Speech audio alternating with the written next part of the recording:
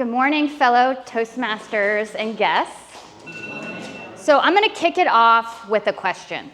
So the topic is rethinking stress. How many people experience stress in their life or at work? Okay, put your hands down. Another question.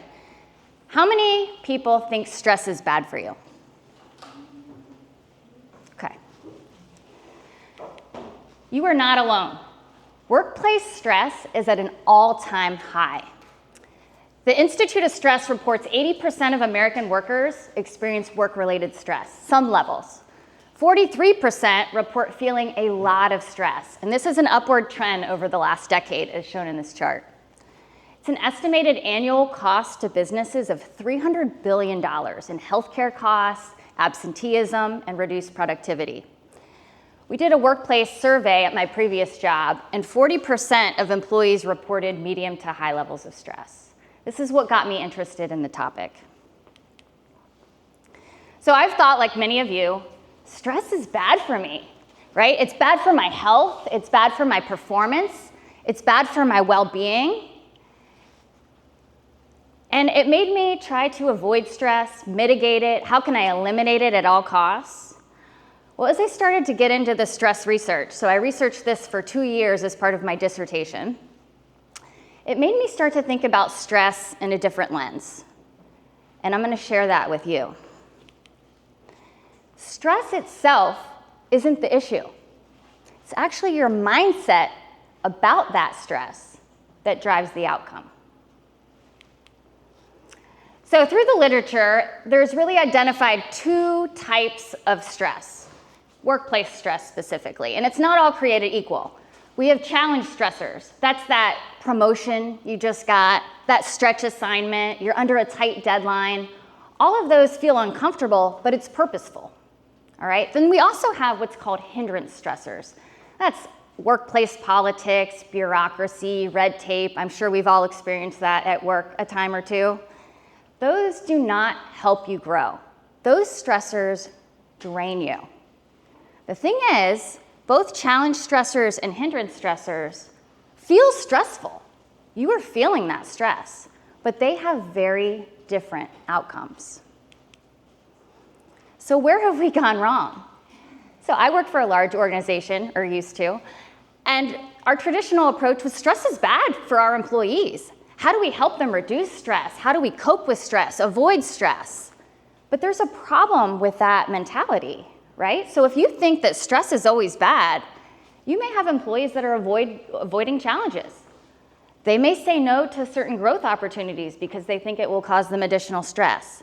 They'll disengage when things get hard. So in trying to protect people from stress, we might actually be holding them back. So my research uncovered something very critical, and it's this idea of stress mindset.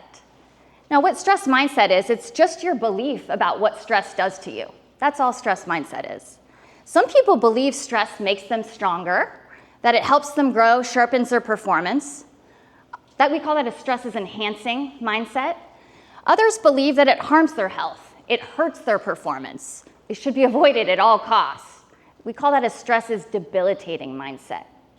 What's interesting is through the research, I found that 2 people can experience the exact same stress and have completely different outcomes solely on their mindset. Why is that so fascinating? What I looked at are organizations, large organizations, different industries, and people who believe that stress is enhancing were more likely to see challenges as opportunities. They experienced less burnout, greater well-being, they were more engaged at work, and actually performed better. Those that had a stress is debilitating mindset interpreted even growth opportunities as threats. They experienced more exhaustion, they were less engaged at work, and they didn't perform well.